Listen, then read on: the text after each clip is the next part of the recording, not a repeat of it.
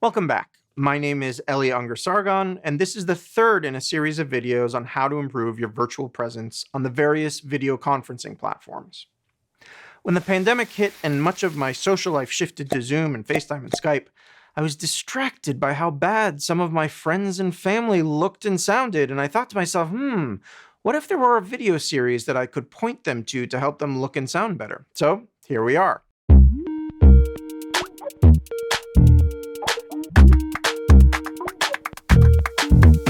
In the first video, we talked about how to improve your presence if all you have is the built-in camera and mic on your computer. In the second video, we talked about some low-cost investments that you can make to improve the quality of your virtual presence.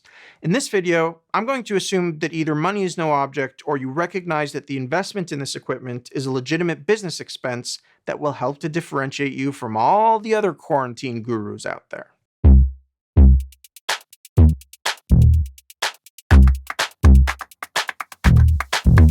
To harness the power of professional sound recording equipment, the first thing you need to do is get a USB interface that allows you to convert the signal coming from a pro-level XLR mic into something that your computer can understand.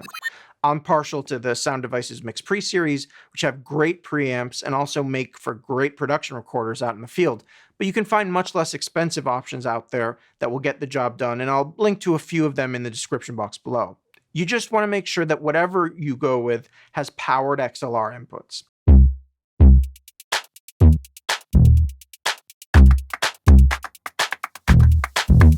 Now that we have our USB interface, it's time to choose a mic. As money is no longer an object, I'm going to recommend that unless you're in a space that's just full of hard surfaces, you keep the mic out of the shot, which means, of course, that you're going to need a mic stand and an XLR cable to run from the mic into the audio interface. My further recommendation is that you avoid mics with a shotgun or hypercardioid polar pattern and opt instead for mics with a supercardioid polar pattern, as that will help cut down on some of those reflections in less than ideal spaces and be a little more forgiving of head movement.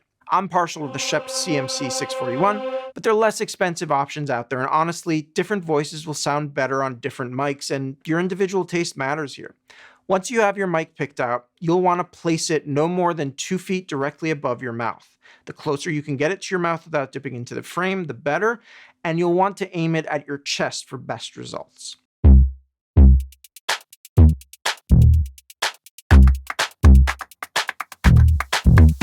Now, if you're in a space that's terrible for sound, I'd recommend going with a dynamic microphone.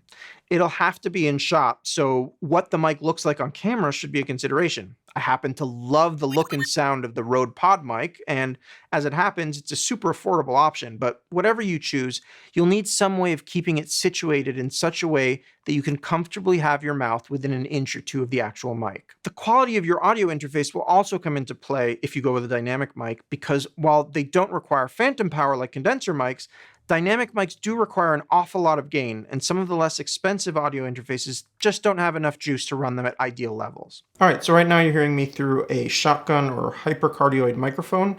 The mic is 20 inches from my mouth, and we're in a relatively reflective space. You can probably hear some of those reflections going on as I talk to you right now through this mic.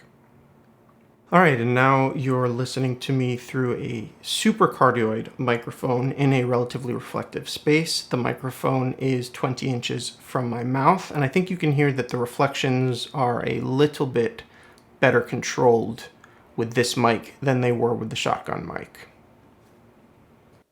Of course, neither of those microphones can compare with our reigning champ, the dynamic microphone, in a reflective space. Despite the fact that this costs something like a tenth what those microphones cost, I think you can hear that this is just a much better sound. The reflections are much better controlled. I feel much more present, and my mouth is about a couple of inches off of it, which is correct miking technique for a dynamic mic, but I think the results speak for themselves.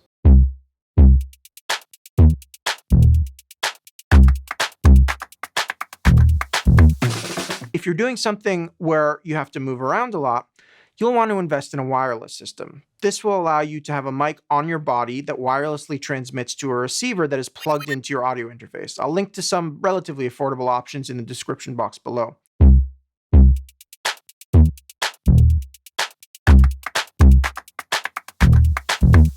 Now it's time to talk about your image. And just like with our USB interface for sound, we need something that can open us up to the world of professional video gear. In this case, that's a piece of gear called a capture card. What the capture card does is it translates a clean HDMI signal into something that your computer can interpret as a video source.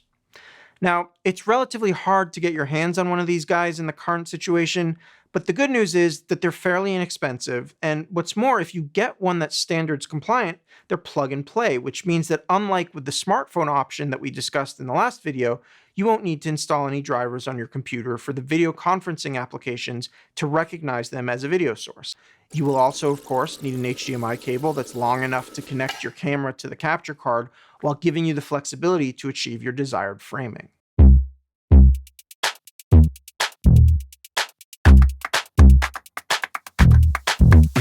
And now it's time to talk about your camera and lens choice. There's a whole world of cameras out there that you can choose from, and they vary in price and capabilities. Whatever camera system you decide to go with, you want to make sure that it has at least an APS-C-sized sensor and a fast prime lens to make it easier to achieve a pleasing background blur at closer distances. So what you're looking at right now is a profile shot of my video conferencing setup. You can see that there's about 40 inches from the back of the chair to the bookcase, and there's about 60 inches from my eye to the camera position. And right now the camera position is occupied by my iPhone. So now you're looking through the iPhone camera. I have it set to the telephoto lens, which is roughly in the ballpark of a 50mm lens.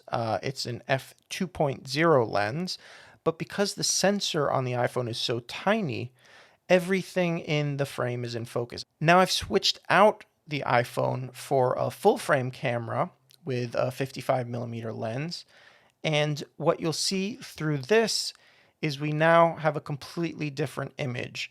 We have me isolated in the center of the frame in focus, and everything else is blurry, what is called bokeh. And I'm kind of popping a little bit, and it's drawing the viewer's attention to me that I'm the only thing in the frame that's in focus. Now, it is possible to achieve a shallow depth of field with smaller size sensors. The problem is that it's totally impractical at the distances that we're dealing with given the framing constraints that we have. That's why I recommend that you go no smaller than an APS-C size sensor, and if you can, go with a full frame sensor. You'll be able to get even closer and still maintain a shallow depth of field. And once again, all the formal principles that we talked about in the first video apply here too. You want an interesting background, you want that lens to be at or slightly above eye level, and you'll want to place the camera at a height that's relatively near the top of your screen so that when you look at people on your screen, your gaze is roughly where it should be and close enough to easily glance up at the lens to create that eye contact feel that we talked about in the first video.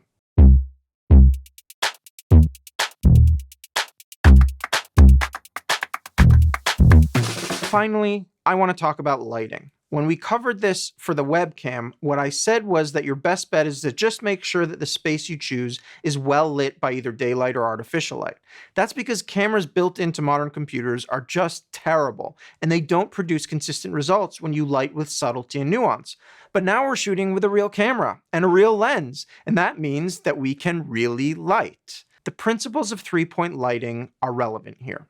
We want a large, soft main source of illumination on the face referred to as a key light, something that fills in the shadows a little bit on the part of the face further from the light called a fill, and then something hitting the back of the head and shoulders, the backlight. In addition, depending on your space, there's the light hitting the background called the background light. So that's the framework, but how it applies to your individual situation will vary depending on the existing light in your space and what the background looks like and what your taste dictates.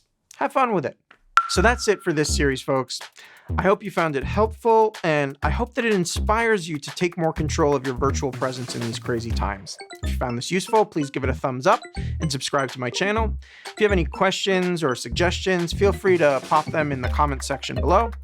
And if you'd like to help support what I do here, you can rent or buy my films or even pitch into the crowdfunding campaign for the film that I'm working on now. Links for all that jazz will be in the description box down below. Thank you so much for your attention. Until next time.